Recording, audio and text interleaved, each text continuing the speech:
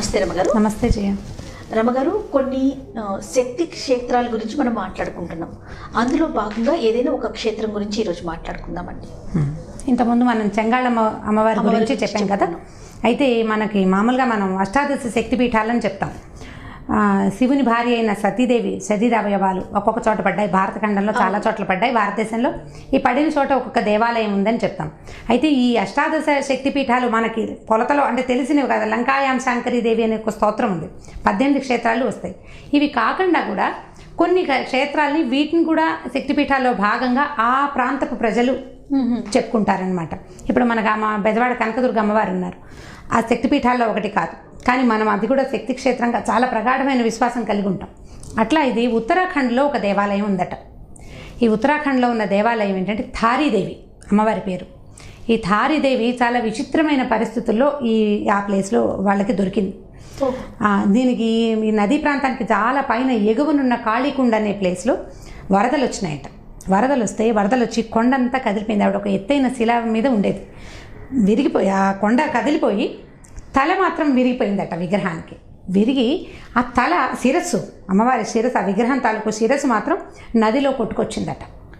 నదిలో కొట్టుకొచ్చి ఒక మత్స్యకారుడికి కనపడిందట ఆవిడ. ఈ మత్స్యకారుడికి కనపడి అతన్ని పిలిచింది. శరీరం లేదు, తల ఒక నల్లటిది రాతి విగ్రహం అని తెలుస్తుంది. పిలిచేసరికల్లా భయపడ్డాడు అతను. భయపడ్డాడు, కానీ ఆవిడ చాలా ఆశ్వాసన ఇచ్చింది. పర్వాలేదు, నువ్వు భయపడద్దు, నేను మీ అమ్మనే, రా నా దగ్గరికి రా, నన్ను తీసుకో, నన్ను పైకి దిగి అని పిలిచిందట. పిలిస్తే ఈ మత్స్యకారుడు నదిలోకి దిగితే అతను రావడానికి వీలుగా మెట్లని ఏర్పరిచింది అమ్మవారని చెప్తారు. ఆ మధ్య దాకా ఉండేవి కూడా అట.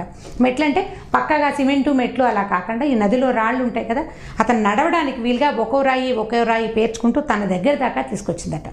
అక్కడ అతనికి దొరికింది ఒక్క శిరస్సు మాత్రమే. ఆ శిరస్సును తెచ్చి ఈ నదిలోనే ఒక ఎత్తైన కొంచెం అంటే నదిలో మధ్యలో రాళ్ళు ఉంటాయి చూడండి, ఆ రాళ్ళ మీద ఒక రాయి మీద పెట్టాడట అతను. రాయి మీద పెట్టిన తర్వాత మెల్లిగా అందరూ జనం చేరారు. మనకి ఎక్కడైనా అమ్మవారి విగ్రహాలు అవి దొరికితే పూజ చేసుకుంటారు. ఈ చేసినప్పుడు వాళ్ళకి ఏం తెలిసిందంటే ఆ అమ్మవారికి అలంకరణ చేస్తుంటే ఆవిడ పొద్దుటి పూట బాలికలాగా కనపడుతుంది. 10 ఏళ్ల పిల్లలే కనపడుతుందట. 10 ఏళ్ల పిల్లలకి చెంపలు అవి బిగువుగా ఉంటాయి. 10 years పాప ఎట్లా ఉంటుంది, చక్కగా నవ్వుతున్నట్టు, లేతగా, నున్నగా మెరుస్తున్నట్టు ముఖం కనపడుతుందట. మధ్యాహ్నానికి ఈ ముఖం కొంచెం ఓల్డ్ ఏజ్ అంటే 40 ఏళ్ళ ఆవిడలాగా కనపడుతుందట. సాయంకాలం అయ్యేసరికల్లా వృద్ధురాలిలాగా కనపడుతుంది అమ్మవారు. చెంపలు జారిపోయి కళ్ళ కింద కొంచెం కిందకి బ్యాగ్స్ లాగా కాస్త కిందకి వచ్చి ముడతలు పడిన ముఖం కనిపిస్తుంది. ఇది రాతి విగ్రహమే. ఆ ముఖం రాయే, ఒట్టి అమ్మవారే ముఖమే కనపడుతుంది, ఇంకా ఏమీ లేదు అక్కడ. ఈ ముఖంలో ఈ మార్పులు సంభవిస్తాయి. ఇప్పటికీ స్పష్టంగా కనపడుతుంది. ఉత్తరాఖండ్లో ఉంది ఈ టెంపుల్, థారీదేవి. అయితే ఈవిడ అక్కడి నుంచి వచ్చి పైనుంచి కొట్టుకొచ్చింది కదా, ఈవిడ శేషభాగం, శరీర భాగం అంతా విగ్రహం అక్కడే ఉందట. కానీ ఈ తల్లి ఎందుకనో ఇక్కడి నుంచి అక్కడికి వెళ్ళడానికి ఇంకా ఆలోచించలే. ఇప్పుడు ఒకరిని పిలిచి నన్ను ఇక్కడ స్థాపించు అని చెప్పగలిగిన ఆవిడ, ఈ ముఖాన్ని మార్చగలిగిన ఆవిడ, తన ప్లేస్కి తను వెళ్ళిపోయే శక్తి ఆవిడ కలిగే ఉంది, కానీ వెళ్ళలేదు. ఇక్కడున్న భక్తుల్ని ఆశీర్వదించడం కోసం ఆవిడ ఇక్కడే ఉండిపోయింది అని చెప్తారు. అయితే తర్వాత కాలంలో ఏం చేశారంటే ఆ నదికి మన ప్రాజెక్టులు కడతారు కదా, ఆనకట్ట ఒకటి కడుతున్నారు. వాటర్ ఫ్లో వచ్చేస్తే ఈ గుడి కదిలిపోతుందని ఒక మాదిరి టెంపుల్ చేశారు. ఈ టెంపుల్ కూడా ఏం చేశారంటే అమ్మవారి తల మీద చెత్త లేదట. గుడి కట్టారు, ఒక మందిరం లాంటిది కట్టారు. ఈమె తల మీద మాత్రం ఏమీ లేదు, కవర్డ్గా ఉండదు, ఆచ్ఛాదన లేదు, ఏమీ లేదు. గుడి ముందుకుంటుంది, అమ్మవారి శిరస్సు వెనక్కుంటుంది. ఊరికే మందిరం లాగా కట్టారు, ఒక మండపం లాంటిది కట్టారు. ఆమె మీద ఏది ఆచ్ఛాదన లేకుండానే ఉంటుందట. ఈ గవర్నమెంట్ ఏం చేసిందంటే ఈ ఆనకట్ట కడుతున్నాము, నీళ్లు ఒకటేసారి 10 ఇవన్నీ వదిలేస్తారు కదా, ఒకటేసారి ఎత్తినప్పుడు మొత్తం ఫ్లో వచ్చి ఈ దేవాలయం దెబ్బతింటుందన్న ఉద్దేశంతో కింద నుంచి పిల్లర్స్ వేసి పైకి లేపి కట్టారట. అదే నదిలో అదే ప్లేస్లో పైకి లేపారు గుడిని. ఒక కొండ రాయి మీద అమ్మవారి ముఖం వెలిసి ఉన్నది అక్కడ. దాన్ని అలా పైకి లేపుకుంటూ వచ్చారు. ఇప్పుడు టెక్నాలజీ చాలా పెరిగింది కదా జయ. ఈ టెక్నాలజీ తోటి 4 పక్కల 4 పిల్లర్స్ వేసి ఒక పెద్దది పైకి ఇలా లేవదీశారు. ఈ మా ఒడ్డు మీద నుంచి ఈ గుళ్ళోకి వెళ్ళడానికి కూడా పక్కాగా ఏర్పాటు చేసి పెట్టారు. జనం వెళ్తూనే ఉన్నారు. అయితే అక్కడ తర్వాత ఎప్పుడైతే ఈ గుడి పూర్తయ్యి అమ్మవారిని పూర్తిగా పైకి లేపి రెడీ చేశారో అక్కడ దాని తర్వాత 3-4 రోజుల తర్వాతే కేదార్నాథ్లో వరద వచ్చింది చూడండి. అవునండి. సరిగ్గా దానికి 3 రోజుల ముందే ఈ అమ్మవారి స్థాపన పై ఎత్తున జరిగింది. ఈవెన్ ప్లేస్ కదిపారు. అందువల్లే ఈ వరద వచ్చిందని బాగా నమ్మేశారట అక్కడ ఉన్న జనం అంతా. అక్కడ వరద రావడానికి ఇక్కడ కదిపారు, ప్లేస్ కదపడం వల్లే కారణమని. మనకు ఎలా ఉంటుందంటే కాకతాళీయం అంటాం. అవునండి, కాకతాళీయంగానే జరిగింది. మామూలు గుడిలో కూడా మనము మూల విరాట్ని అలాగే ఉంచుతారు. ఉత్సవమూర్తులనే కదండి ఊరేగింపులు చేస్తూ ఉంటారు. అవును, మూల విరాట్ని ఎప్పుడు కదపం, మనకు తెలిసిన నానుడు అదే. మనం మామూలుగా అలాగే చేస్తాము. ఒక చోట నుంచి ఒక శక్తిని పెకలించి పక్కకి తీసినప్పుడు అక్కడ ఏదైనా ఉత్పాతం జరగడానికి అవకాశం ఉంది. మనం ఇప్పుడు అలా అయితే అక్కడి నుంచి కాళీకుండ నుంచి అమ్మవారి శిరస్సు వచ్చేసినప్పుడు ఏం జరగలేదు. ఓకే, ఆమె అలా జరిపే ఆవిడ కాదు. అక్కడ కొంతమంది జనాలు నమ్మారు, ఇట్లా చెప్పుకున్నారు. ఏముందంటే ఇప్పుడు టీవీలలో ఒక వాక్యం వచ్చేసరికల్లా దాన్ని వేల వాక్యాలుగా పరిణమిస్తుంది. చిలువలు పలవలు అదిగో పులంటే ఇదిగో తోకంటాం మనం, అంతే కదా. అట్లా జరిగింది. కానీ ఇప్పుడు ప్రజలు చాలా మంది ఏం చెప్తున్నారంటే దానికి దీనికి సంబంధం లేదు, ఎందుకంటే ఈవిడ చల్లని తల్లి, తను ఎక్కడ కనపడిందో అక్కడ ఉండటానికి ఇష్టపడింది. మా ఇంటికి నేను వెళ్ళిపోతానని అనలేదు. నా శిరస్సును పట్టుకెళ్ళి నా విగ్రహానికి పెట్టు అని చెప్పాల. ఈవిడికి దొరికింది. ఆ దొరికిన మత్స్యకారుడు చాలా ప్రార్థించాడు, మమ్మల్ని రక్షించు అంటే ఆవిడ అక్కడే ఉండిపోయింది. ఆ ముఖం మారే ప్రజ్ఞ కూడా అలాగే ఉంది. ఆవిడ ముఖం మారిపోతుంది. పొద్దున లేతగా కనపడిన ముఖం సాయంకాలానికి వృద్ధాప్యంలాగా వృద్ధురాల్లాగానే కనపడతారు. చాలా మహిమగల తల్లిని ఆ చుట్టుపక్కల ప్రాంతాల నుంచి నడిచొస్తారట ఇక్కడికి. వైష్ణోదేవికి ఎలా కొండ మీదకి నడిచి వెళ్తారో అట్లాగే ఈ తారీదేవిని చూడడానికి కూడా నడిచి వస్తారు. చక్కగా పూజ అది చేసుకుంటారు. విశేషమైన బలులు అవి ఏం పెద్దగా ఏమీ లేవు. కానీ ఈ నీళ్లల్లో ఉండటం, నీళ్లల్లో దొరకటం, ముఖ కవళికలు మారిపోవటం అండ్ ఒక చక్కని చూపు. ఒకసారి మనం ప్రార్థించాము, మన పని అయిందనుకోండి, ఇప్పుడు మన పాలిట ఉన్నది, మన పాలిట కల్పతరువుగా మనం భావిస్తాం కదా. ఆ చుట్టుపక్కల ఉత్తరాఖండ్లో జనం అంతా తారీదేవిని చూస్తారు. ఈ క్షేత్రం అంటే ఇప్పుడు అష్టాదశ శక్తిపీఠాల్లో ఇది కూడా, ఈ తారీదేవి క్షేత్రాన్ని కూడా శక్తిపీఠంగానే భావిస్తారట అక్కడ. లోకల్ పీపుల్ అలాగే అనుకుంటాం కదా. మన దగ్గర ఉన్న దానికి మనది చాలా చాలా ఇది ఉందనుకోండి, అంటే మహత్యం కలిగిన దాన్ని మనం అలాగే భావిస్తాం. సో వాళ్ళ అష్టాదశ శక్తిపీఠాలు వాళ్ళు చెప్పుకునే పాటల్లో తారీదేవిని కూడా కలుపుకుంటారట. విశేషంగా చూడొచ్చు. ఉత్తరాఖండ్ వైపు కనుక పుణ్యక్షేత్రాల్లో ఉంది. పొద్దు నుంచి సాయంత్రం దాకా మనం ఉండాలంట. ఉంటేనే అమ్మవారి ఎట్లా ముఖం ఆవిడది మారుతోందో మనం కన్యాకుమారి అక్కడ కూడా వింటాం చేయ. పొద్దున బాలిక వేషం వేస్తారు, మధ్యాహ్నం పెద్ద వేషం వేస్తారు అమ్మవారికి అని, వస్త్రం మారుస్తారు అని. ఈవిడ ముఖమే మారిపోతుందట, ఫేసే మారిపోతుంది. బాగా అంటే స్పష్టంగా కనపడే విగ్రహమే, ముఖమే. చిన్న మొహం కాదు, పెద్దదే, గుర్తించదగినది, గుర్తించగలిగినంత తేడాగానే ఆవిడ కనపడుతుంది. చాలా ప్రఖ్యాతమైన క్షేత్రం ఉత్తరాఖండ్లో. అమ్మవారు చాలా చల్లని తల్లని, బాగా మనం అనుకున్నట్టుగానే మనకి కోరిక తీరుస్తుందని. అయితే ప్రతిసారి జయ ఈ మాట చెప్తాం, కోరికలు తీరుస్తారు అని. కోరికలంటే ధర్మబద్ధమైన కోరికలు. నీకు దొరకాలి, నీకు రావాల్సింది నీకు పట్టుకొచ్చి ఇస్తారు. ఎక్కడైనా ఉంటే మన ఇంట్లో వస్తువు పోయిందనుకోండి, అమ్మ వెతికి పెడుతుంది మనకి. పిల్లలకి మనం అదే చేస్తాం కదా, మన అమ్మలు మనకు అదే చేశారు. నీకు కావాల్సింది, నీకు అవసరమైంది నీ దాంట్లో ఉంటే వెతికి తెచ్చిస్తుంది. నీ దాంట్లోకి వచ్చే అవకాశం ఉంటే కూడా దాన్ని నీ వైపుకి లాక్కొస్తుంది. నువ్వు మానవ ప్రయత్నం చేసి, నేను ఇంత ప్రయత్నం చేశాను, నువ్వు నాకు సహాయం చెయ్యి అంటే ఖచ్చితంగా తల్లులు సహాయం చేస్తారు. ఎక్కడ ఉన్న దైవశక్తి అయినా అంతే. నీకు లేనిది, నీది కానిది నువ్వు అడగకూడదు. అధర్మమైన కోరికని ఏ భగవంతుడు, ఏ శక్తి కూడా తీర్చదు. ధర్మబద్ధమైన ఏ కోరికనైనా ఈవిడ తీరుస్తుందని తారి చాలా ప్రఖ్యాతమైన దేవతగా ఉన్నారు ఉత్తరాఖండ్లో. చాలా విశేషమైంది. ఎప్పుడైనా అటువైపు వెళ్లేందుకు కనుక ఆ స్టేట్స్ వైపు వెళ్తే ఈ క్షేత్రాన్ని కూడా కలుపుకోవాలి. రమ్మగారు ఏదైనా మంచి చందమామ కథ ఒకటి చెప్తారా? కుచుమారుడి కథ చెప్తాం. పేరు వెరైటీగా ఉంది కదా, కుచుమారుడు. భలే ఉన్నాయండి చందమామ కథలో పేర్లు బాగుంటాయి. అవును, ఇంచుమించుగా 57-58 నాటి కథ. ఈ కుచుమారుడు అనే ఒక బ్రాహ్మణ యువకుడు కాశీనగరంలో ఉండేవాడట. బాగా చదువుకున్నాడు. చిన్న వయసు నుంచే విద్యాభ్యాసం మొదలుపెట్టి, కొంతమందిలో టాలెంట్ ఉంటుంది, సేల్ ప్రాడజీ. ఎర్లీగా చిన్న వయసులో చదువు మొదలు పెడతారు, వచ్చేస్తాయి అన్ని. అవును. కొంచెం యుక్త వయస్కుడు అయ్యేసరికి 64 కళల్లోనూ అభ్యాసం వచ్చింది అతనికి. 64 కళలు రావడం అంటే చిన్న విషయం కాదు. సరే, ఆయన ఏమనుకున్నాడంటే అక్కడి నుంచి ధారానగరం బయలుదేరాడట. అప్పట్లో ధారానగరానికి భోజుడు మహారాజుగా ఉండేవాడు. భోజరాజు ఆయన ఏంటంటే ఇట్లా విద్వాంసుల్ని పరీక్షించి వాళ్ళ విద్యకి చాలా ఎక్కువ ధనాన్ని ఇచ్చేవాడు. చాలా ప్రశస్తి అనమాట. అక్కడ ఒక జయపత్రం తెచ్చుకుంటే ఇక ప్రపంచం అంతా వాళ్ళకి ఎదురులేనట్టే. పైగా ఆయన కొంచెం ఎక్కువగా కవిగాయక పోషకుడు. విద్వాంసుల్ని ఇలా పండితుల్ని పోషించేవాడు. సరే, వెళ్తూ ఉంటే ఏమైంది, ధారానగరానికి చేరటానికి ముందే ఆయన ఇంకో నగరానికి చేరాడు. మధ్య మధ్యలో ఊళ్ళల్లో ఆగాలిగా. అప్పుడంతా ఏముంది, ట్రావెలింగ్ ఎట్లా చేసేవాళ్ళు, బళ్ళ మీద, కాలినడకలో. ఒక ఊర్లోనూ అప్పుడు ఏంటంటే రాజులే ఏర్పరిచినటువంటి ఉండేవి భోజనశాలలు, అవి ఉండేవి. బ్రాహ్మణ అగ్రహారాల్లో ఇట్లా అతిథి అభ్యాగతులకి భోజనం పెట్టేవాళ్ళు.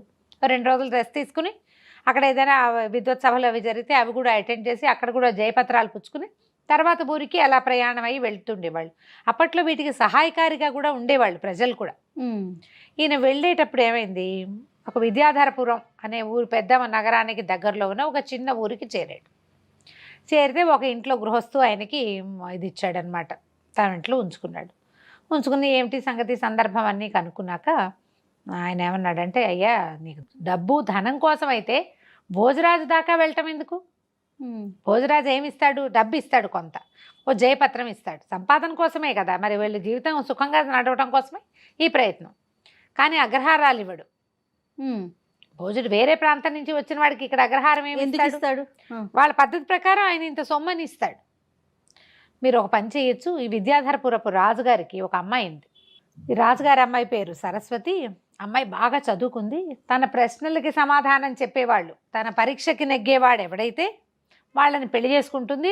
రాజకుమార్తె దొరుకుతుంది, అర్ధరాజ్యము దొరుకుతుంది. ఎంచక్క మీకు 64 కళలు వచ్చినప్పుడు ఇక్కడ అక్కడెక్కడికో పోవడానికి ఇక్కడే ఉండొచ్చు కదా అని ఆయన చెప్పేసరికి ఈయన కూడా బాగా తోచింది. మంచి మాటే కదా, రాజకుమార్తెను వివాహం చేసుకోవడం అంటే అదేం చిన్న విషయం కాదు. ముందు పరీక్ష, చదువుకున్న వాడికి ఎప్పుడు ఎగ్జామ్ కావాలని ఉంటుంది. సరే ఈయన ఏం చేశాడు, ఆ ఇంటి గృహస్థు శంబరుడని తన కొడుకుని తోడిచ్చి ఈ మన కుచుమారుడిని పంపించాడు. ఈ కుచుమారుడు శంబరుడు ఇద్దరు కలిసి ఆ విద్యాధరపురం చేరారు రాజుగారింటికి. సరే వాళ్ళకి పరీక్షలకి యువకులు రావడం సైనికులకి వాళ్ళకి అలవాటే. సరే ఈయన పరీక్షకి నిలుస్తానని ఇదని తన వివరాలు, తన కాశీనగరంలో చదువుకున్నట్టు తనకు 64 కళలు వచ్చు ఇవన్నీ పంపించాడు. రాజకుమార్తెకి వెళ్ళింది శ్రీముఖం, ఈ తన వివరాలు, తను ఏమేం చదివాడు అవన్నీ. ఆవిడికి ఇంత బతికి క్షత్రుడిని పెళ్లి చేసుకోకుండా బ్రాహ్మణ్ణి పెళ్లి చేసుకోవటం ఏమిటి అనిపించి ఆవిడ ఏం చేసింది, మళ్ళీ ఉత్తరం రాసింది. ఈయన ఒక శాలలో దించారు. ఇట్లా పరీక్షకు వచ్చిన అభ్యర్థులందరినీ ఒక భోజనశాల ఒక ఏర్పాటు చేసి అక్కడ దింపేవాళ్ళు. ఆవిడేం చేసింది, ఉత్తరం రాసి వెళ్ళిపోండి, మీరు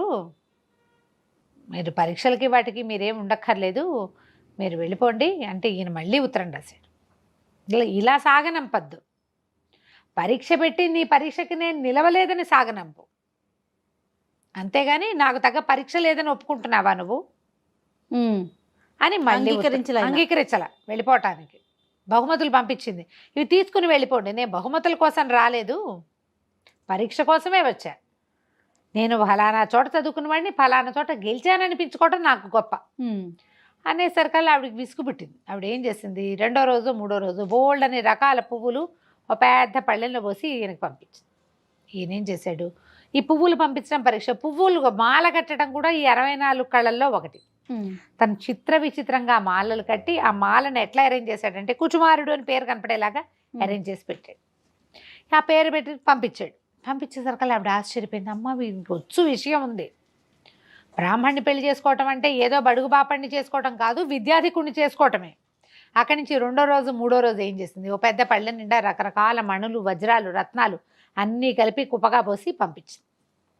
ఈయన ఏం చేశాడు, వజ్ర పరీక్ష, అందులో కొన్ని నకిలీ ఉన్నాయి. ఈయన మంచి వజ్రాలన్నిటినీ మాలగట్టి గుచ్చేసి నకిలీ వాటన్నిటిని ఒక గుండ్రాయి పెట్టి చిత్త కొట్టి ఆ పొడంతా పోసి ఆ పొడి మీద ఈ వజ్రాలు పెట్టి పంపించాడు. అంటే పరీక్షకి నిలబడగలడనమాట. తర్వాత ఆవిడ ఏం చేసింది, 3వసారి ఒక మాటలు రాని ఒక చిలకని పంపించింది. దీనికి మాటలు నేర్పమని. చిలుకకి మాటలు నేర్పటం 64 కళల్లో ఒక కళ. 2 రోజుల్లో దానికి చక్కగా మాట్లాడడం నేర్పించాడు ఆయన. ఆ చిలక మళ్ళీ వెనక్కి వెళ్ళిపోయింది. వెళ్ళేసరికల్లా సరే ఏం చేసింది, ఆవిడ వివాహానికి ఒప్పేసుకుంది. ఇంత సమర్థుడైన వాడైతే ఇంకెందుకు మానేసుకోవటం, సరే చేసుకుందాం అనుకుని ఒక మణిహారాన్ని కానుకగా పంపించింది. మణిహారం మెళ్ళో వేసుకున్నాడు. మర్నాడు చిలక కూడా రాబోతుంది. ఈ మణిహారం వేసుకునేసరికల్లా ఈ శంబరుడని వచ్చాడు కదా గృహస్థు కొడుకు, వీడికి ఏమనిపించింది, వీడి గొప్ప ఏమిటి, వీడికి రాజకుమార్తె దొరికేస్తుంది, ఎలాగైనా ఇది మనమే సొంతం చేసుకోవాలి అనుకున్నాడు. వాడికేం చదువు పెద్దగా ఏం లేదు, ఏదో 4 ముక్కలు వచ్చు అంతే. బాగా ఆలోచించి ఏం చేశాడు, ఆ రోజు రాత్రి ఒక తాడు రాయి పట్టుకొచ్చి ఆ రాయి పెట్టి ఈ కుచుమారుడిని నెత్తి పగలకొట్టి ఆ తాడుతోటి ఆ రాయిని అతని మెడకేసి కట్టేసి తీసుకెళ్ళిపోయి అగట్టలో పడేశాడు. మామూలుగా కోటలకి బయట అగట్టలు ఉంటాయి, చుట్టూతా తవ్వి దాని నిండా నీళ్లు నింపుతారు. కోటలో నుంచి మనం బయటికి రావాలంటే కోట మీద నుంచి ఒక బల్ల లాంటి దాన్ని ఈ అగట్ట మీదుగా వేస్తారు, దాని మీదే రావాలి. కోట తలుపు కనుక మూసేస్తే ఇంకా అగట్టలో కానీ మొసళ్ళు అవి ఉంటాయి, నీళ్ళు ఎక్కువ, చాలా వైశాల్యం ఉంటుంది, 14 అడుగుల దాకా ఉంటుందట. ఈజీగా దాటగలిగేది కాదు అది. అందులో అగట్టలోకి పడేసేసాడు రాత్రి. అది కొంచెం కోటకి దగ్గరగానే ఉంది వీళ్ళు ఉన్నటువంటి శాల. తెల్లవారాక 11 గంటలు అయింది, చిలక వచ్చింది, మాట్లాడే చిలక. కుచుమారుడేడి అని అడిగింది. నేనే కుచుమారుడిని అన్నాడు వీడు. ఆ కుచుమారుడిని చూడ్డానికి వచ్చిన వాళ్ళు ఎవరు? చెలికత్తెలు అప్పుడొకళ్ళు చొప్పున ఒక చెలికత్తే వచ్చింది, ఆ అమ్మాయే పట్టుకొచ్చింది. మిగిలిన వాళ్ళకి ఎవ్వరికీ కుచుమారుడు తెలియదు. ఈ మాట్లాడే చిలక ద్వారా ఈ రాజకుమార్తె తెలుసుకుంది కుచుమారుడు యుక్త వయస్కుడని, అందగాడని, ఇంత ఎత్తుంటాడు, ఇంత తెల్లగా ఉంటాడు, అతని కళ్ళిట్లా పిలకిట్లా తెలుసుకుంది, అంతే తప్ప తెలియదు. ఈ కుచుమారుడు వీడేమన్నాడు శంబరుడు, నేనే కుచుమారుడు అనగానే చిలకంది, నువ్వు కుచుమారుడు ఏమిటి, నువ్వు కుచుమారుడు కాదు అనేసరికల్లా ఆవిడకి ఒళ్ళు మండిపోయింది. రాజకుమార్తె ఏదో చెప్పమంది కబురు అంది. ఏదో నా కబురు నాకు చెప్పంటే చచ్చినా చెప్పనంది ఆ చిలక. చెప్పననేసరికి ఇతను ఏం చేశాడు, ఒళ్ళు మండిపోయింది, దాన్ని పీక పిసికి చంపేసి చిలకని చంపేసి గోడ పక్కన పారేసేసాడు. చిలక వెనక్కి రాలేదు. రాకపోయేసరికి సాయంకాలం దాసీలు వచ్చారు. చిలకేది అన్నారు. కుచుమారుడేడి అన్నాడు. నేనే కుచుమారుడిని. చిలకేదేంటి, చిలకని గండుపిల్లి పట్టుకుని తినేసింది అనేసరికల్లా వీళ్ళకి ఏమనాలో తెలియలేదు. ఇది చూస్తే కుచుమారుడిలాగా లేడు. వీళ్ళు చిలక దగ్గర ఏం విన్నారు, అతను ఇంత పొడుగని, ఇంత పెద్ద మొహం అని, తెలివితేటలు స్ఫోరకంగా ఉంటాయని విన్నారు కదా. సరే మొదట వచ్చిన దాసి ఇప్పుడు రాలే, వాళ్ళకి వంతులు ఉంటాయి కదా. వీళ్ళు ఏం చేశారు, మళ్ళీ వెనక్కి వెళ్ళి రాజకుమార్తెకి చెప్పారు, అమ్మ అక్కడ ఎవడో ఉన్నాడు, మణిహారం అయితే మెళ్ళో ఉంది, మనం పంపించింది, చిలకేమో చచ్చిపోయింది అంటున్నాడు, నేనే కుచుమారుడిని అన్నాడు, కానీ అతన్ని చూస్తే నమ్మకంగా లేదమ్మా అంటే ఆవిడ ఏం చేసింది, ఒక రహస్య భాషలో ఓ శ్లోకం రాసి పంపించింది. దాని అర్థం చెప్పాను. ఇక్కడికి తేగానే సంబరుడు అది చూసి, ఏమిటి భాష, ఏదో పడితే అది రాస్తే ఎంతసేపు సమాధానం చెప్తాను, 3 సార్లు పరీక్షించారు, ఇంకా చాలదా, ఇదిగో మణిహారం ఉంది కదా, నేనే కుచుమారుడిని అని తోక తొక్కిన తాచులాగా లేచాడు. వీళ్ళు ఆశ్చర్యపోయి, అది కాదండి పరీక్ష కాదు, మీరు 64 కళలు వచ్చిన వాళ్ళు ఎన్ని భాషలో వచ్చేవారు, మా రహస్య భాషలో రాసింది యువరాణి గారు, సమాధానం రాసి పంపించండి, నేను చచ్చినా రాయను అన్నాడు అతను. అక్కడికి వస్తాయి కదా, అదే కదా, నేను రాయను, ఏం చేసుకుంటారు చేసుకోపోండి. సరే మళ్ళీ వెనక్కి వెళ్ళారు. రహస్య భాషలను సమాధానం చెప్పనంటున్నాడమ్మా, ఏం చేద్దామని. ఇంతలో ఏమైంది, ఈవిడ ముందే భర్త తండ్రికి చెప్పింది, ఇదంతో పెళ్ళి నాకు ఓకే అని. ఈ లోపల రాజుగారు తన ఒకళ్ళిద్దరు పరివారంతో ఈయన కాబోయే పెళ్లి కొడుకుని చూడ్డానికి వచ్చాడు. వచ్చేసరికలా ఆయన కుచుమారుడు అన్నాడు, ఈ శంబరుడు చెప్పాడు, కుచుమారుడి వేషంలో ఉన్నవాడు, మీ అమ్మాయి ఇంకా ఎన్ని పరీక్షలు పెడుతుందండి, మీరు ఏం చెప్పారు, పరీక్షలకి ప్రశ్నలకి సమాధానం చెప్పిన వాడికితో పెళ్ళి అన్నారు, పెళ్లి చేసేయండి, నేను పెళ్ళికి సిద్ధం, మా వాళ్ళని పిలిపించుకోవాలని కొంచెం కసుకున్నాడు రాజుగారిని చూసేసరికి. రాజేమో మరి ముందు కూతురు ఓకే అంది కదా. ఈవిడికి భయం పట్టుకుంది, సరస్వతికి, యువరాణికి. వీడేమో కుచుమారుడిలాగా లేడు, ఇప్పుడు వచ్చిన చిలకత్తలందరూ వాడు అదోలా ఉన్నాడమ్మా అని చెప్తున్నారు, పైగా ధూర్తుడు, ఆడపిల్లలు వస్తే సమాధానం చక్కగా చెప్పడం కూడా రాలేదు, ఇంకా నేను పరీక్షలు లేవు, ఆల్రెడీ 3 పరీక్షలు అన్నారు, 3 అయిపోయినా ఇంకంతేనంటున్నాడు.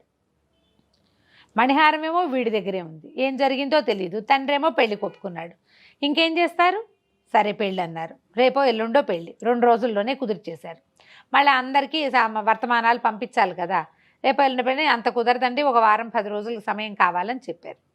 కాశీకి వీళ్ళకి తన వాళ్ళ ఊళ్ళకి ఉత్తరాలు రాయాలి కదా, ఉత్తరాలు అవి వెళ్ళినాయి. సరే పెళ్ళి ఏర్పాట్లు జరుగుతున్నాయి, యువరాణి ఖిన్నురాలు అయిపోయింది, ఏం చేయాలో తెలియటల్లా. ఇంతలో ఒక విశేషం ఏం జరిగిందంటే, ఇతను ఏం చేశాడు, శంబరుడు కుచుమారుడిని మెడకి రాయి కట్టి అగట్టలో పడేశాడు. ఆ రోజు రాత్రి ఒక ముహూర్తం పెట్టారట. ఏంటంటే ఆ ఊళ్ళో ఉన్న బెస్తవాళ్ళు, అక్కడ మత్స్య సంపద చాలా ఎక్కువ, అయితే బెస్తవాళ్ళు అందరూ కలిసి ఒక పురోహితుడిని ముహూర్తం పెట్టమన్నారు. వలయటానికి కొత్తగా వలయటానికి మంచి రోజు చూసుకుంటారు కదా, వేటకెళ్ళటానికి మంచి రోజు. ఈ రోజు కోసం చూసేసరికల్లా ఆయనేమో ఆ రోజు అర్ధరాత్రంలో పెట్టాడు. రాత్రిపూట చెరువుల దగ్గరికి వెళ్ళటం కష్టం కాబట్టి అగట్టలోకి కొత్త నీరు వచ్చింది కాబట్టి శాస్త్రానికి వలేద్దాం, ఎక్కడో చోట వల వేయాలి అంతే, చేపలు ఉండవు, పెద్దగా ఏం ఉండవు, కొత్తగా నీరు వచ్చింది, నీరున్న చోట వల వేయాలి. అందుకని శాస్త్రం పోకుండా అగడ్తలో వలేద్దామని వీళ్ళంతా పోయి బెస్తవాళ్ళంతా కలిసి అగడ్తలో వల్లేశారు. ఈయన పడ్డాడు. ఆ వలలో కుచుమారుడు విత్ మెడ రాయి అన్నీ బయటపడ్డాయి. వాళ్ళేమో ఇదేమిటి ఎటగో ఉన్నాడు, బ్రాహ్మణులే కనిపిస్తున్నాడు కదా, గుండు పిలక కనపడుతున్నాయి, మోసుకుపోయారు వీళ్ళకి. ఎందుకంటే తొలిగా వలలో పడింది అక్కడ వదిలిపెట్టి రాకూడదు. ఓహో, శాస్త్రం ఉంటుంది కదా. ఇంటికి తీసుకొచ్చి చూస్తే నెత్తి మీద దెబ్బ ఉంది. సరే దెబ్బని మానిపారు. ఇంక ఇతను ఏంటంటే ఒక రకమైన అవమానం ఫీల్ అయ్యి ఇంక వెళ్ళల నగరానికి, వాళ్ళతోటే ఉండటం మొదలుపెట్టాడు. ఉంటున్నాడు అక్కడే. సరే వాళ్ళు ఒక చిన్న గుడిసె ఏదో ఖాళీ చేసి ఇచ్చారు, అన్నం వండుకుని తింటున్నాడు. వాళ్ళు ఒక బల్ల కట్టు కట్టేవాళ్ళు, ఎవరైతే ఇతని ఇంటి మోసుకుపోయారో వాళ్ళతో పాటే ఆ బల్ల కట్టు మీద తిరగటం మొదలెట్టాడు. బాగా తేరుకున్నాక అసలు పరిస్థితి ఏంటో చూసుకుని వెళ్దాము, ఇట్లా చావు తప్పి కన్నులు ఒట్టపోయి వెళ్ళకూడదు అనిపించింది. ఈ పరిస్థితిలో యువరాణికి ఏం కనిపిస్తాడు? ఇతను బలహీన పడిపోయినట్టు కదా, దెబ్బ తగిలింది, పడేశారు, ఎవరో పడేస్తే ఎవరికో దొరికాడంటే అవమానంగా ఉంది. అతను వెళ్ళల, ఈ బల్లకట్టు మీద తిరుగుతూ ఉన్నాడు. అప్పటికి తర్వాత ఒక 15 రోజుల తర్వాత కొంతమంది బ్రాహ్మణులు పండితులు వాళ్ళందరినీ బల్లకట్టు మీద దాటిస్తుంటే వాళ్ళు చెప్పుకుంటున్నారు, కుచుమారుడని చాలా గొప్ప కుర్రాడు, అమ్మా నాన్న లేరు కానీ గురుగారి దగ్గర బాగా చదువుకున్నాడు, అతని పెళ్ళికే మేము వస్తున్నాము అని వాళ్ళలో వాళ్ళు మాట్లాడుకుంటున్నారు. ఓహో, కుచుమారుడికి పెళ్ళా అని అడిగాడు ఇతను. అవును, రేపు పెళ్ళి, యువరాణితోటి చేస్తున్నారు, ఆవిడ పెట్టిన పరీక్షలన్నింటికి నెగ్గాడట, రాజుగారు మాకు వర్తమానాలు పంపించాడంటే అందులో కొంతమంది పండితుల్ని 1-2 సార్లు ఇతను చూశాడు, గుర్తుపెట్టాడు. ఊళ్ళో ఉన్న జనాలు ఆ బల్లకట్ట దాటుతుంటే బయట నుంచి వచ్చిన పండితులు వీళ్ళకి చెప్తున్నారనమాట. తనతో జరగబోయే పెళ్ళికి తను వెళ్ళి చూడాలి కదా అనుకున్నాడు. సరే ఇతను కూడా వాళ్ళతో పాటు ఆ రాజస్థానానికి వెళ్ళాడు. వచ్చిన వాళ్ళందరికీ విందులు వినోదాలు ఏర్పరిచారు. మర్నాడు పొద్దునే పెళ్ళి. పీటల మీద రాజకుమారుని, ఈ కుచుమారుడు బదులుగా కూర్చున్న శంబరుణ్ణి చూసేసరికల్లా అందరూ చాలామంది ఆశ్చర్యపోయారు. అందులో కాశీలో ఇతనితో పాటు చదువుకున్న వాళ్ళు కొంతమంది ఉన్నారు. కాశీనగరం నుంచి వచ్చిన పండితులు ఉన్నారు. వీడు కుచుమారుడు ఎవడు? వీడు కాదండి, వీడు అసలు కుచుమారుడే కాదు, మాకు తెలుసు, శాస్త్ర పరీక్షలకు వచ్చినప్పుడు మేము చూసామని కొంతమంది. ఉజ్జయిని నుంచి వచ్చిన వాళ్ళేమో కుచుమారుడు ఇతను కానే కాదని కొంతమంది. సభ అంతా గగ్గోలెత్తిపోయింది. దాంతో ప్రశ్నించారు. నేనే కుచుమారుడిని అన్నాడు. ప్రశ్నించేసరికల్లా అతను సమాధానాలు చెప్పలేకపోయాడు. 64 కళలు చదువుకున్నవాడు సమాధానం మామూలు వాడు ఎట్లా చెప్తాడు? దాంతో సభ అంతా అల్లరైపోయింది. పెళ్లి పందిరంతా గగ్గోలెత్తిపోయారు. రాజుగారు ఆ సైన్యాధ్యక్షుడు గద్దించేసరికల్లా వీడు వలవల ఏడ్చేస్తూ చెప్పేశాడు, కుచుమారుడికి చాలా అదృష్టం పట్టిందని నేనే అతను తలపగలు కొట్టి దీంట్లో పడేశాను, పెళ్ళి అయిపోయింది. పెళ్ళి అయిపోతే వీడిని చిత్రవధ చేయమన్నారు. చేయమనగా నీ కుచుమారుడు జనాల్లో కూర్చున్నాడు కదా, అతను లేచి వెళ్ళాడు. క్షమించండి, నేనే కుచుమారుణ్ణి, ఇతను వీళ్ళ నాన్న నన్ను ఇక్కడికి పంపించాడు, వీడు ఏదో అత్యాశ కొద్దీ ఈ చిన్న ప్రయత్నం చేశాడు, క్షమించి ఈసారికి వదిలేయండి అంటే ఆ దాసి గుర్తుపట్టింది. సభకు వచ్చిన వాళ్ళలో ఆ బయట వాళ్ళ నుంచి వచ్చిన వాళ్ళంతా కుచుమారుని గుర్తుపట్టారు. అయితే రాజు మాత్రం ఊరుకోలే. నువ్వు రాకుమారి ఏ పరీక్షలు పెట్టింది, నువ్వు ఎలా నెగ్గావో చెప్పమని అడిగాడు. అడిగితే 3 పరీక్షలు పెట్టారు. ఒక చిలకకి మాటలు నేర్పించాను, వజ్రాలు రకరకాలు కలిపి పంపిస్తే వాటిని నేను సెపరేట్ చేసి ఇచ్చాను, పూలమాలలు కట్టారు. ఈ 3 పరీక్షలతోటే మన ఇద్దరికి వివాహం అని రాజకుమార్తె ఒప్పుకుందని ప్రూవ్ అయింది కదా. అప్పుడు కుచుమారుడికి రాజకుమార్తె సరస్వతికి వివాహం చేసేసారు. పెళ్ళైపోయింది. శంబరుడి తండ్రి కూడా వచ్చి మావాడు ఇలా తెలివి తక్కువ ఆలోచన చేశాడని కొడుకున్న 2 లెంపకాయలు కొట్టి తీసుకెళ్ళిపోయాడు. వాళ్ళ వల్లే ఇలాంటిది సంభవించింది కాబట్టి ఇంకా అతనికి శిక్ష పడినివ్వకుండా ఇతను ఆపగలిగాడు అనమాట. కథ కంచికి మనం ఇంటికి. నమస్తే రమ్మగారు. నమస్తే జయ. రమ్మగారు, మనం రకరకాల కథల్ని చెప్పుకుంటున్నాం కదా, మోసగాళ్ళకి సంబంధించిన కథలు, మోసపోయిన వాళ్ళ కథలు కూడా చెప్పుకుంటూ ఉంటాం. అలాంటివి ఏదైనా ట్విస్టులు ఉన్న కథ ఏదైనా చెప్తారా? చిన్న కథ పెద్ద ట్విస్ట్ చెప్తాం.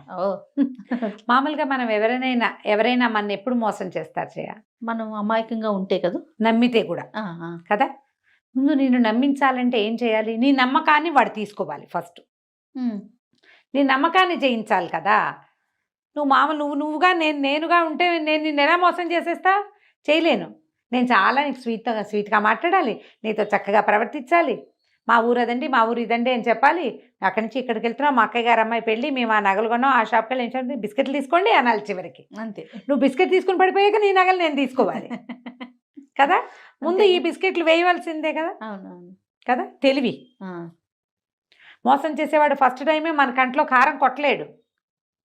కారం కొట్టి లాక్కున్న వేరు, కొట్టి చంపేసి లాగేసుకునేది వేరే ధోరణి. మోసం చేయటువంటి కొట్టి చంపడం కాదు, మనని బుట్టలో వేయటం.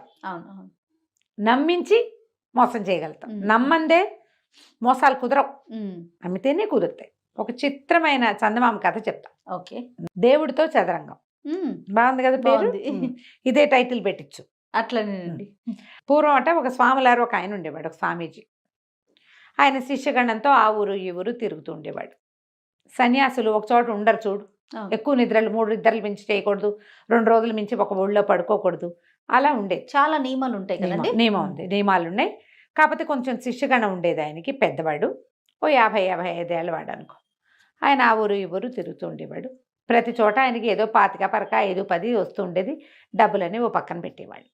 ఆయన ఉద్దేశం ఏంటంటే కొంచెం ముందు కాలంలో ఒక ఆశ్రమం నిర్మించుకుని అక్కడ ఉండాలని అందరూ చేసే ఐడియానే కదా. అప్పుడు ఏంటంటే ఈ శిష్యగణాలందరికీ కూడా వీళ్ళందరికీ ఒక ఏర్పాటు ఉంటుంది, ఒక గూడు ఉంటుంది. తను నేను అటు ఇటు తిరిగినా మన్ని ఆశ్రయించుకుని ఉండే వాళ్ళకి ఈ ప్లేస్ ఉంటుంది.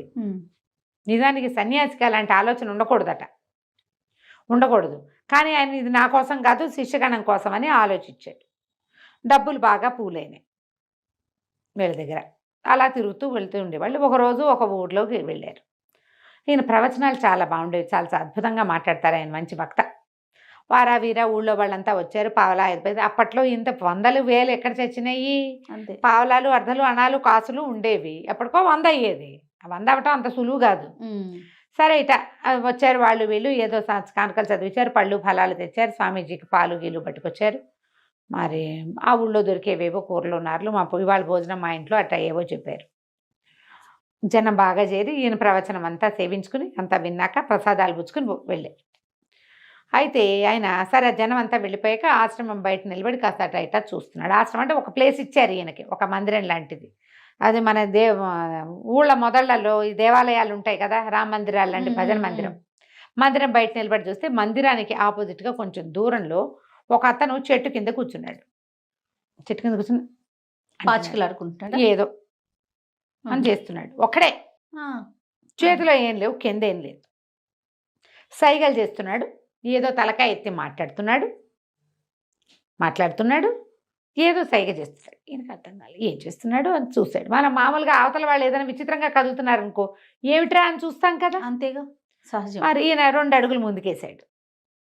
ఆ కుర్రాడు అక్కడ కూర్చున్న అతను వ్యక్తి అలా అటువే ఏదో వచ్చినాడు. 25-30 ఏళ్ళు ఉంటే మనిషి దృఢంగా బాగున్నాడు. పిచ్చివాడల్లే లేడు. ఇంకా 4 అడుగులు ముందుకెళ్తే దూరం నుంచి చూస్తే చేష్టలు ఏమిటో, ఎవరు లేకుండా ఎవరైనా ఇలా చేతులు ఎత్తే మనకి ఏమిటి వీడు పిచ్చేష్టలు ఇస్తున్నాడు అనిపిస్తుంది. దగ్గరికి వెళ్ళి చూస్తే బట్టలు బాగున్నాయి, ఖరీదైన బట్టలు వేసుకున్నాడు అతను. మనిషి చక్కగా నున్నగా గడవది చేసుకుని బాగున్నాడు. పిచ్చివాడు ఏం కాదు వీడు. ఇంకా 4 అడుగులు ముందుకేసి కాస్త దగ్గరగా ఇంత నువ్వు నేను కూర్చున్నంత ఎదురు బదురుగా నుంచున్నాక ఈయన చూస్తున్నాడు అనమాట. చూస్తుంటే ఈయనకి ఏమర్థమైంది, ఇతను చదరంగం ఆడుతున్నాడు, పాచికలు కాదు, అది చెస్. నా బంటి జరుపుతున్నా, మీరు జరపండి ఇప్పుడు అంటున్నాడు. భలే ఎత్తేశారు అని కూడా అంటున్నాడు. అక్కడ ఏం లేదు, ఒక వ్యక్తితో మాట్లాడుతున్నట్లుగానే ఒక ఎదురుగుండా ఒక మనిషి కూర్చున్నాడు. చతురంగ బలాలు ఉన్నాయి, కనపడుతోంది అనమాట. అది అక్కడ చదరంగంలో చతురంగ బలాలు ఉంటాయి కదా, మరి ముందు భట్లు ఉంటారు, సెకట్లు అవి ఉంటాయి కదా, మంత్రి, రాజు, ఏనుగు, గుర్రం ఇన్ని ఉన్నాయి కదా. ఏమీ లేదు అక్కడ, కానీ మాట్లాడుతుండేసరికల్లా సరే ఈయన ఒక నిమిషం అటాగే చూస్తున్నాడు. దగ్గరికి వెళ్ళిపోయాడు.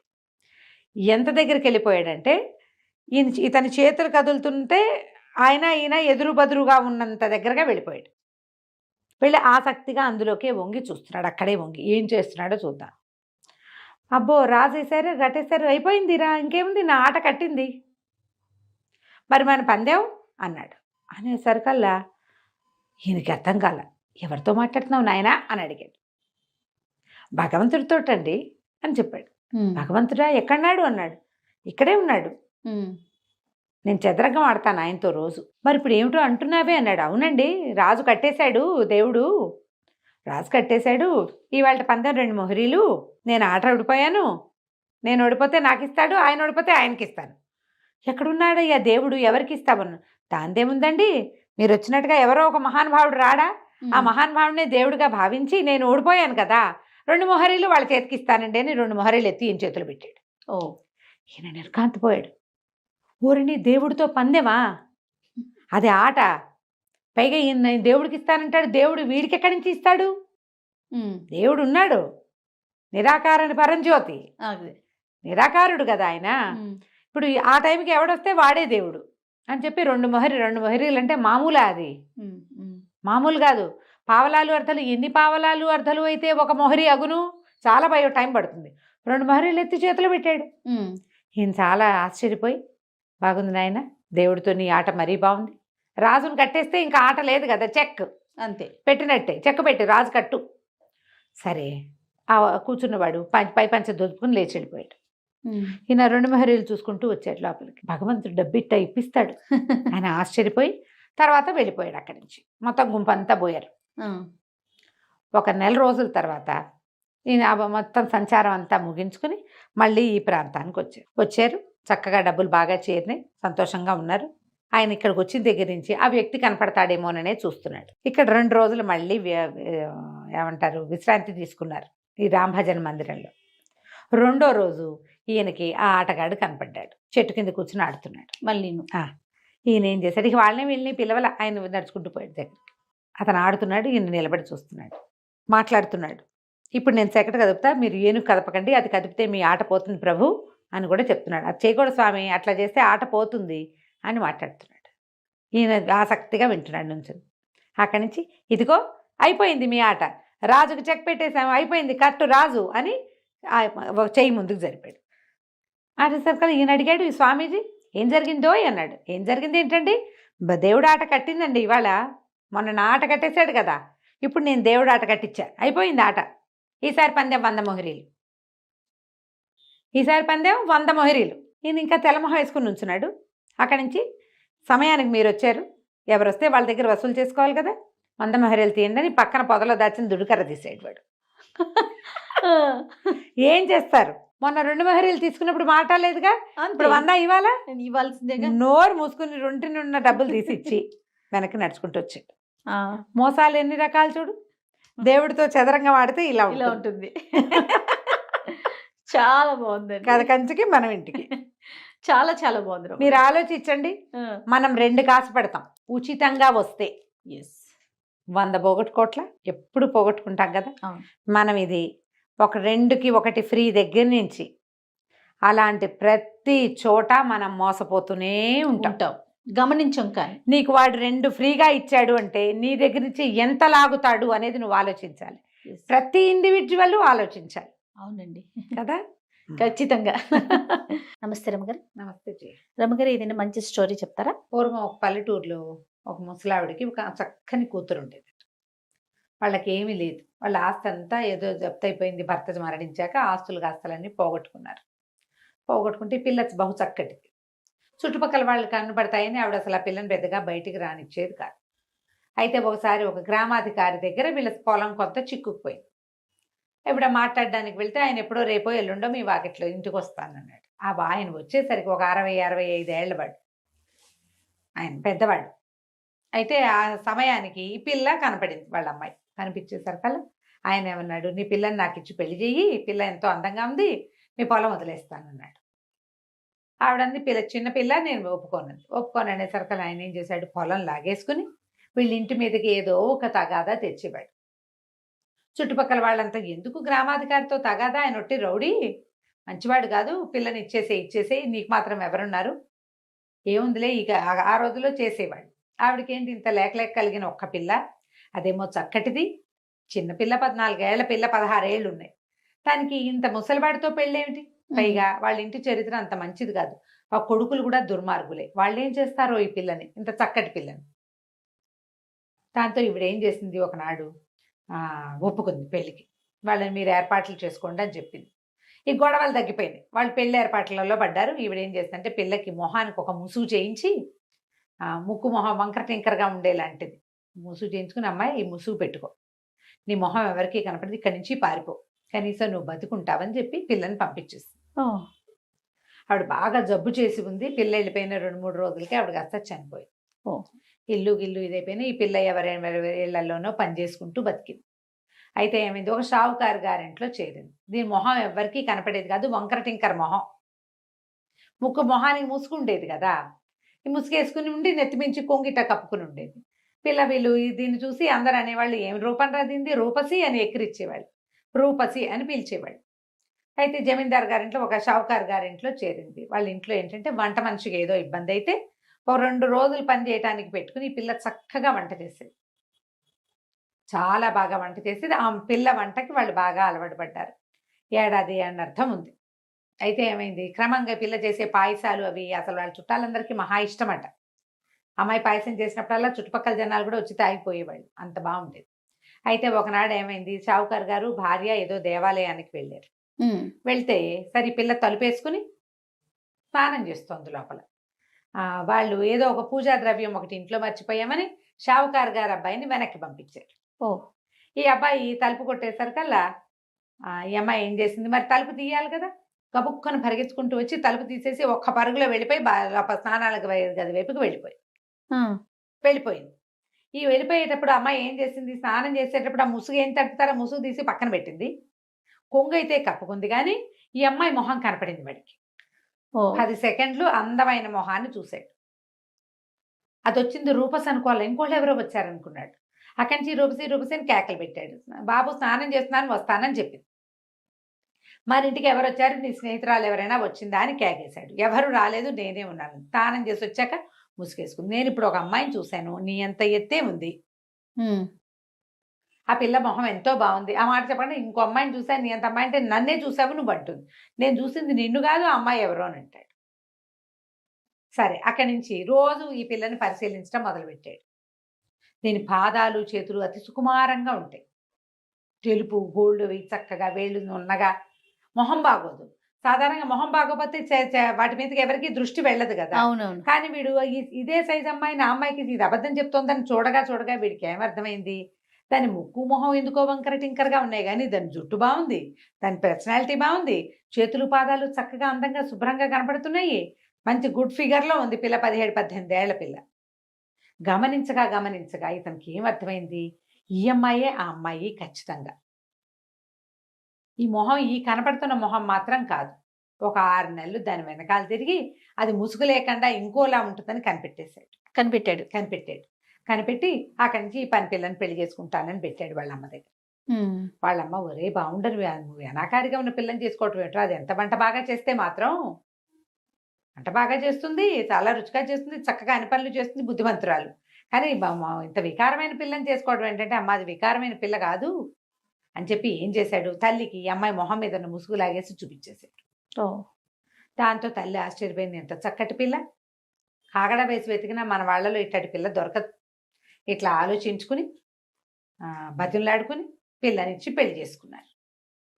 అయితే పెళ్లి చేసేసరికల్లా ఏమైంది, పెళ్లి చేయటానికి వీళ్ళకి ఒక మంత్రవాది అయిన పురోహితుడు ఒకడొచ్చాడు. ఆయన కన్నుబడింది ఈ పిల్ల మీద. అయ్యో ఎంత బాగుంది, ఈ పిల్లని ఎట్లాగైనా స్వాధీనపరచుకోవాలనుకున్నాడు.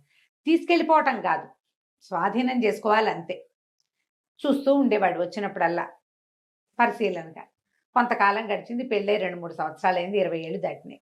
ఆ పిల్లకి పిల్లలు కలగలేదని పిల్లల కోసం గురువారిని అడిగారు, గురుస్వామిని. అమ్మాయికి సంతానం కలగలేదు, ఇంకా పెళ్ళై 3 సంవత్సరాలు అయిపోయింది అని అడిగేసరికల్లా ఈయన ఏమన్నాడు, మనకి రొట్టె విరిగి నేతిలో పడిందని, సరే ఏదో పూజ చేస్తానన్నాడు. పూజ చేస్తానంటే ఈ పిల్లకి మొదటి నుంచి ఆయన చూపులు నచ్చేవి కాదు.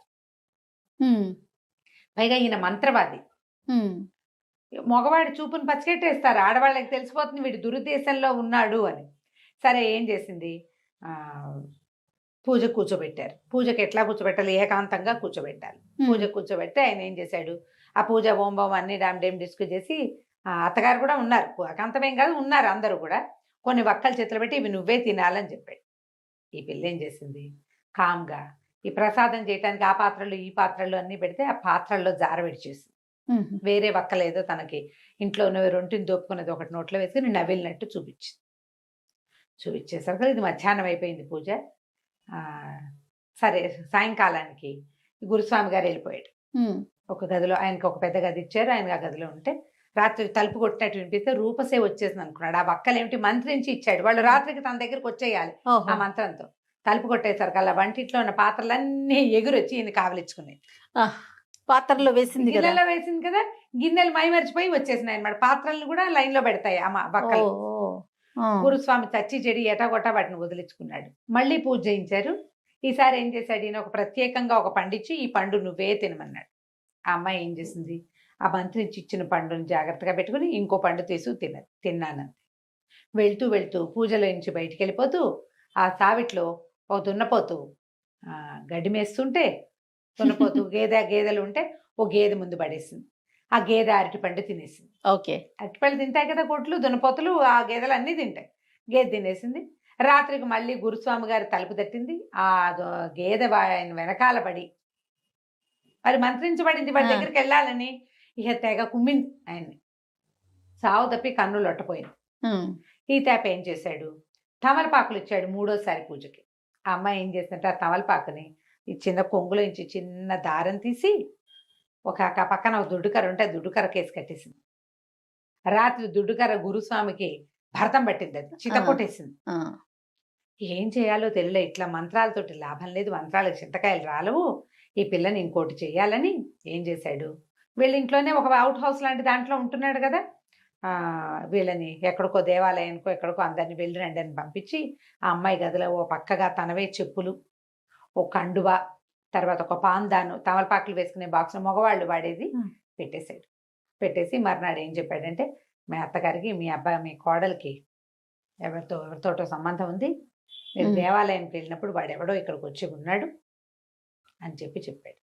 ఇంట్లో నిరూపించి చూశారు. చూసేసరికల్లా ఎవరివో జత చెప్పులు అన్ని కనిపించేసరికల్లా వాళ్ళు చాలా అసహించుకున్నారు. ఇంత ప్రేమించాను ఈ అమ్మాయి ఇంత పని చేసింది అని భర్త, అయ్యో కులం గోత్రం చూసుకోకుండా పెళ్లి చేసుకుంటే పిల్ల పరువు తీసిందే, షావుకారు గారింటికి ఎవడో పరాయి మగవాడు కోడల కోసం వస్తున్నాడంటే ఎంత పరువు తక్కువ, తెగ దుఃఖించారు. దుఃఖించేసరికల్లా అమ్మాయిని బయటికి పంపేస్తామన్నారు. అంటే ఇతను ఏమన్నాడు, చిచ్చి అలా వద్దు, అమ్మాయి ఇంతకాలం ఉండి మిమ్మల్ని ఇంత లైన్లో పెట్టేసింది అంటే ఇది మామూలు మనిషి కాదు, ఏదో మంత్రగత్తి అయి ఉంటుంది, ఏదో మంత్రాల పిల్ల, పెట్టెలో పడుకోబెట్టేసేద్దాం, ఆ పెట్టె తీసుకెళ్ళి నేను సముద్రంలో పారేస్తా, మళ్ళీ మన జోలికి రాకుండా ఉంటుంది, లేకపోతే మీ ఆస్తులన్నీ పోతాయని బెదిరించాడు. అక్కడి నుంచి ఏమైంది, సరే రాత్రికి ఏదో పాలు కల్పించి పాలల్లో కొంచెం నిద్ర మందు కల్పించేశారు. ఆ నిద్రపోతున్న అమ్మాయిని పెద్ద పెట్టెలో పెట్టించి ఆ పిల్లని ఆ పెట్టెని ఈ గురుస్వామికి అప్పచెప్పారు. ఈయన ఏం చేశాడు, 4 మనుషులతోటి మోయించుకుని ఇక్కడ ఎక్కడా కాకుండా ఈ ఊరికి కొంచెం దూరంగా ఇంకో చిన్న ఊళ్ళో ఉన్న ఒక పేదరాశి పెద్దమ్మ అతనికి దూరపు చుట్టం, ఆ చుట్టం ఇంట్లో పెట్టించి ఆవిడకి ఏం చెప్పాడంటే, ఇందులో పిచ్చి కుక్కలు ఉన్నాయి, ఇది తీయద్దు, మంత్రించిన కుక్కలు మీద పడతాయి, మరి 2 రోజుల తర్వాత వీటిని నేను వాటి సంగతి నేను చూస్తాను, 2 రోజుల్లో వస్తానని చెప్పాడు. తను ఇంకో చోట కాపురం ఉండటానికి ఏర్పాట్లు చేసుకుందాం అనుకున్నాడు. సరే ఈ పెద్దమ్మ ఏం చేసింది, ఆ పెట్టెను అక్కడే పెట్టి ఆవిడ దారిని ఆవిడ పని చేసుకుంటోంది. 2 రోజులు గడిచిపోయినాయి. పిల్ల లోపల ఆహారం లేదు, గాలి కూడా పెద్దగా అట్లా మూలుగుతుంటే ఏదో మూలుగు వినపడుతుంది, ఏంట్రా మూలుగు అని ఆ దేతాలు ఆ పెట్టెలో నుంచి వస్తుంది, పెట్టె మీద ఇట్ట టక్ టక్ కొట్టంగానే ఆ పిల్ల లోపల నుంచి ఈ తలుపు నేను తీయలేనండి అంది. అనగానే ఆవిడ ఆశ్చర్యపోయింది, ఏంటి కుక్కలు మాట్లాడుతున్నాయి, ఆడపిల్ల గుంతలే ఉంది, ఇదేమిటని. అమ్మాయి ఎవరమ్మాయి నువ్వంటే, షావుకారు గారి కోడలండి, నన్ను ఎవరో ఇందులో పెట్టారండి అని చెప్పేసరికల్లా అమ్మ కుక్కలు లేవా, ఎవరితో ఆడపిల్ల మాట్లాడుతుంది, షావుకారు కోడలంటే ఆ మధ్య పెళ్ళైంది, ఆ పెళ్ళే కాబోలని తలుపు తీసేసరికల్లా లోపల పడుకుని కనపడింది పిల్ల. ఆ అమ్మాయిని లేవదీసి, ఏమిటమ్మాయి ఏమైందంటే, ఎటా బయట వచ్చానో తెలియదండి, మొన్న రాత్రి పాలు దాగి పడుకున్నాను, శుక్రవారం రాత్రి పాలు దాగి పడుకున్నాను, శనివారం పోయింది, ఇవాళ అది సోమవారం తెల్లవారిపోయింది. సరే ఆవిడేం చేస్తుంది, పిల్లని లేవదీసి బయటికి తీసుకొచ్చి కాస్త మంచినీళ్ళు ఇచ్చి ఏదో తినడానికి పెట్టి, అసలు ఏం జరిగింది అంటే, ఇదిగో ఇలాంటి మీకు ఈ పెట్టె ఎవరు తెచ్చారు, ఆ పెట్టె తమ అత్తవారింట్లోది, అది గుర్తుపట్టింది, తన గదిలో ఉండే భోషాణమే అది, ఎవరు తీసుకొచ్చారు, గురుస్వామి తీసుకొచ్చాడు. ఆ గురుస్వామి దుర్మార్గుడు ఇప్పటికి 3 ప్రయత్నాలు చేశాడు నన్ను స్వాధీనపరచుకోవడానికి, నేను లొంగట్లేదని ఏదో ఎత్తేసినట్టున్నాడు అని చెప్పేసరికి ఈవిడేమంది, అమ్మాయి ఉండు, నువ్వు అన్నం తిన్నావు కదా, పద నిన్నని చెప్పి తీసుకుపోయి 5-6 ఏళ్ళ అవతల తమ స్నేహితుల ఇంట్లో ఈ పిల్లని బయటికి రానివ్వద్దు, దీన్ని జాగ్రత్తగా చూసుకుంటాను అని అక్కడ అప్పచెప్పొచ్చేసి, అక్కడి నుంచి వాకిట్లో పిచ్చి కుక్కలు కాదు మామూలుగానే ఊర కుక్కలు ఉంటే దాదా అని వాటికి చపాతీలు పెడతానని పిలిచి ఒక్కొక్కని ఎత్తి పెట్లో పడేసి లాక్ చేసేసింది, గడి పెట్టేసింది. కుక్కలు లోపల కూర్చుని అక్కడి నుంచి సోమవారం నాటి రాత్రి ఇంతను వచ్చేసరికి గురుస్వామి వచ్చేసరికి ఈవిడేమంది, నాకు వేరే వాళ్ళ ఇంట్లో పని ఉంది, ఇవాళ రేపు నేను ఉండను ఇంట్లో, మా ఇంట్లో నువ్వు ఉండు, ఇదిగో నీ పెట్టే అని చెప్పి వెళ్ళిపోయింది. ఎవరింటికి వెళ్ళా, వెనకాల వాళ్ళ ఇంట్లోనే ఉంది. వీడేం చేశాడు, ఇప్పుడు పెద్దమ్మ కూడా లేదు, ఇంట్లో ఏకాంతం లభించింది, ఈ పిల్లని స్వాధీనపరచుకోవచ్చని తలుపు తీసేశారు. కల్లా పొద్దున్న నుంచి పెట్టెలో కూర్చుని ఉన్న కుక్కలు ఒక్క ఉదుటన వీడి మీద పడ్డాయి. మొహం అంతా రక్కి రక్కి పీకేసింది. కుక్కలు కరిచేస్తాయి కదా, అక్కడి నుంచి పారిపోయినాయి బయటికి. ఈ దెబ్బలు కుక్క కాటలతోటి మూలుగుతూ పడున్నాడు.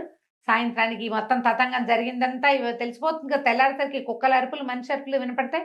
తెల్లవారు ఆ పెద్దమ్మ వచ్చి చూసేసరికి ఇంకేముంది, ఒళ్ళంతా కుక్క కాటలతోటి కొస ప్రాణంతో ఉన్నాడు ఈ గురుస్వామి. కుక్కల కూరల వల్ల విషం ఎక్కేసి 2 రోజుల్లో మరణించాడు. అందరికీ కబురు చేశారు, ఈ గురుస్వామి గారు మరణించారు అని. వీళ్ళేమనుకున్నారు, షావుకారు గారు అయ్యో మన కోడల్ని పెట్లో పెట్టి వాళ్ళకి అప్పచెప్పాము, దాని ప్రభావం వల్ల ఈయన చచ్చిపోయాడు అనుకున్నారు వాళ్ళు.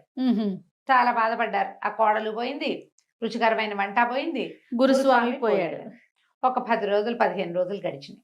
గడిచిన తర్వాత ఈ పెద్దమ్మాయి ఏమందంటే, అమ్మాయి మీ అత్తగారిని మామగారిని మీ ఆయన్ని ఇక్కడికి భోజనానికి పిలుస్తా, శుభ్రంగా నువ్వు వంట చేసి పెట్టని పిల్లతో వంట చేయించింది. షావుకారు గారింటికి కబురు చేసింది, గురుస్వామి మా ఇంట్లో మరణించాడు, ఆయన ప్రీతి కోసం 15 రోజులు అయిపోయింది కదా, భోజనాన్ని పెడదాం అనుకుంటున్నా, మీ ముగ్గురు రండి అని. ముగ్గురు వచ్చారు భోజనానికి. చక్కగా వడ్డిస్తే పదార్థాలన్నీ తిని, వీళ్ళకి తిన్న రుచే ఆ రుచి తెలుసు. అత్తగారు కళ్ళ నీళ్ళ పర్యంతం అయిపోయింది, ఎంత బాగా వంట చేస్తుంది, అచ్చు అట్టాగే ఉందని. చివరికి కప్పుల్లో పాయసం పోసి పట్టుకొచ్చి ఇచ్చారు. పాయసం తాగేసరికి ఆ పిల్ల పాయసం చాలా ప్రత్యేకంగా చేస్తుంది కదా, కథలో ముందే చెప్పుకున్నాం. అసలైతే మొగుడు ఏడ్చేస్తున్నాడు, అత్తగారు కళ్ళనీళ్ళు పెట్టుకుంటుంది, మామగారు నెత్తిమీ చేతులు పెట్టి కూర్చున్నాడు. మా కోడలు అచ్చు ఇట్టాగే చేసేది, చచ్చిపోయిందో ఏమైపోయిందో ఏమిటో ఆ పిల్ల ఎందుకు వచ్చిందో అనేసరికల్లా, ఎందుకో రాలేదండి, మీ కొడుకు కోసమే వచ్చింది, ఇదిగో ఇక్కడే ఉంది, మీ కోడలు చేసిన పాయసమైనా పిల్లని తెచ్చి చూపించేసరికి వాళ్ళు తల్లిపోయారు. ఇదేమిటి, ఇది ఎట్లా జరిగిందంటే, గురుస్వామి మిమ్మల్ని మోసం చేశాడు, ఈ పిల్ల తప్పేమీ లేదు, దానికి శాస్తిగానే వాడు చచ్చిపోయాడు, మీ పిల్లని మీరు తీసుకెళ్ళండి అంటే, ఆ రూపసి పేరున్న మహాద్భుత సౌందర్యవతి అయిన తమ కోడల్ని మళ్ళీ వాళ్ళు ఇంటికి తీసుకుపోయారు. వాళ్ళు నమ్మటం ఒక పొరపాటు, మరి వాళ్ళు గురువుని నమ్ముతారు కదా ఎవరైనా కూడా. అలాగే ఇట్లా మోసం చేసే గురువుల్ని ఇప్పుడు చూస్తున్నాను. అవునవునండి, బోల్డని కథలు ఉన్నాయి దీని మీద. కోకొల్లలు ఇప్పుడు ప్రత్యక్షమైనవే. అవును, మనకి రెగ్యులర్ గా జరిగేవి. నిజ జీవితంలోనే గురువుల్ని నమ్మి ఇలా మోసపోతున్న కథలు మనకు చాలా కనపడుతుంది. కథ కంచికి మనం ఇంటికి. రైట్. నమస్తే. నమస్తే.